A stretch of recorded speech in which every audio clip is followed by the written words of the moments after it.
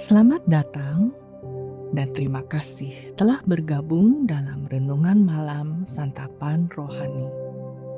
Malam ini kita akan merenungkan tentang indahnya pekerjaan Allah dalam hidup kita.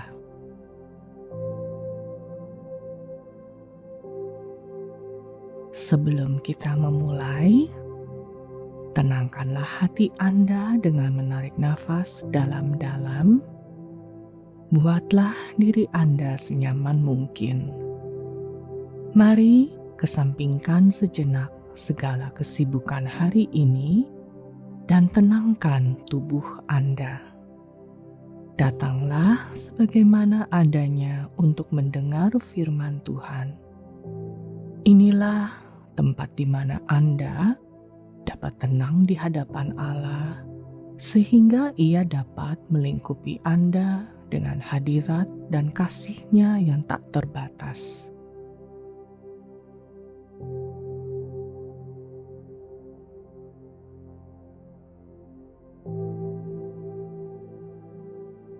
Bapa Surgawi, oleh karena Injil kasih karunia-Mu, aku dapat mengenal keindahan-Mu. Ingatkanlah aku lagi akan keindahan-Mu dan segala yang Engkau kerjakan dalam hidupku.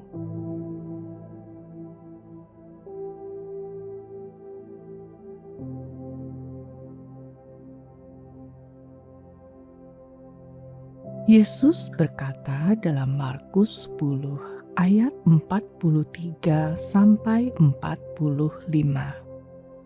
Tidaklah demikian di antara kamu. Barang siapa ingin menjadi besar di antara kamu, hendaklah ia menjadi pelayanmu, dan barang siapa ingin menjadi yang terkemuka di antara kamu, hendaklah ia menjadi hamba untuk semuanya. Karena Anak Manusia juga datang bukan untuk dilayani, melainkan untuk melayani dan untuk memberikan nyawanya menjadi tebusan bagi banyak orang.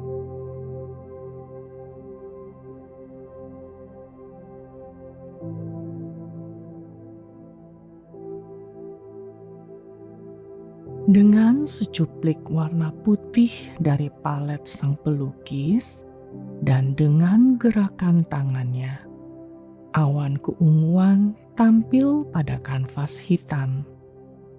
Ketika sang penulis menambahkan secuplik lagi biru dan merah, sebuah gunung menjulang ke langit. Sedikit goresan putih menutupi gunung itu dengan salju. Lalu, sang pelukis mengoleskan warna kuning secara tiba-tiba. Gambar itu menjadi tampak rusak. Namun, ketika sang pelukis terus menggores kanvasnya, sebuah padang rumput hijau yang dialiri sungai mulai muncul. Apa yang kita kira sebagai kesalahan, kini terlahir kembali menjadi baru, bahkan lebih baik. Bagi murid-murid Yesus, salib tampak seperti sebuah kesalahan besar, sebuah kekalahan mutlak.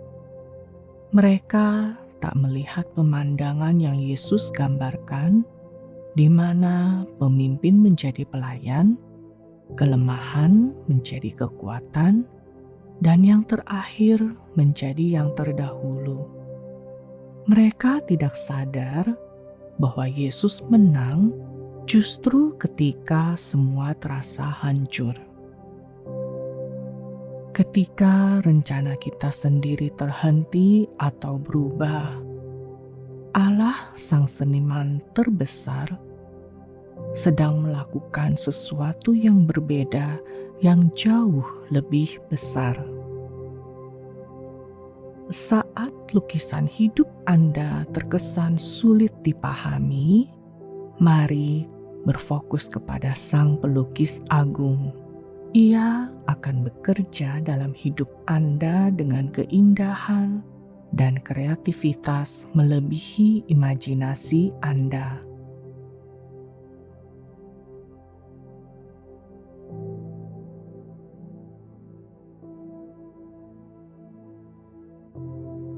Mari masuk ke dalam doa dengan hati penuh kerinduan. Lemaskanlah tubuh Anda dengan nafas yang panjang dan perlahan. Hadirat Allah adalah tempat tenang dan damai. Lakukanlah dan buat tubuh Anda rileks. Fokuskan hati Anda kepada hadirat Tuhan yang berjanji mendengar setiap kata di bibir dan hati kita.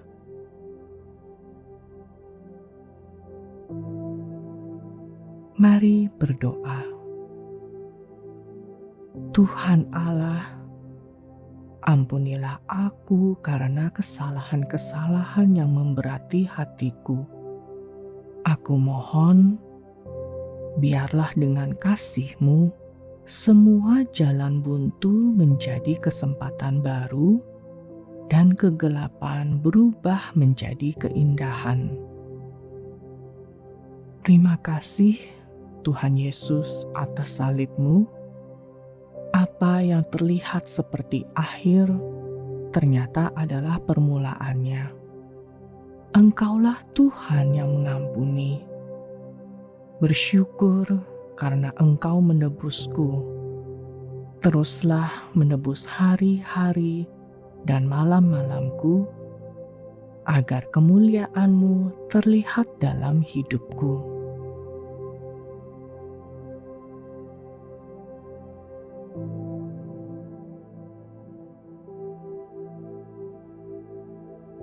Paulus menulis dalam Efesus 3 ayat 20 sampai 21.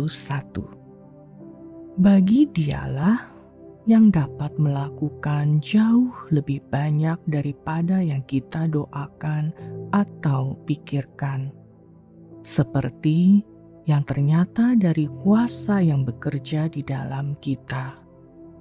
Bagi Dialah kemuliaan di dalam jemaat dan di dalam Kristus Yesus, turun-temurun sampai selama-lamanya.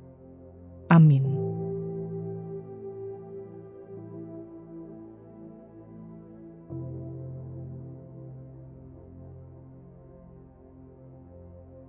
Mari menutup renungan ini dalam doa.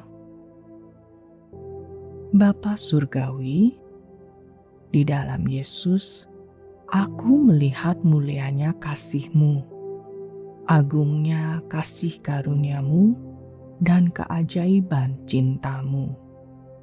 Terima kasih karena Engkau telah menunjukkan semuanya malam ini ya Bapa.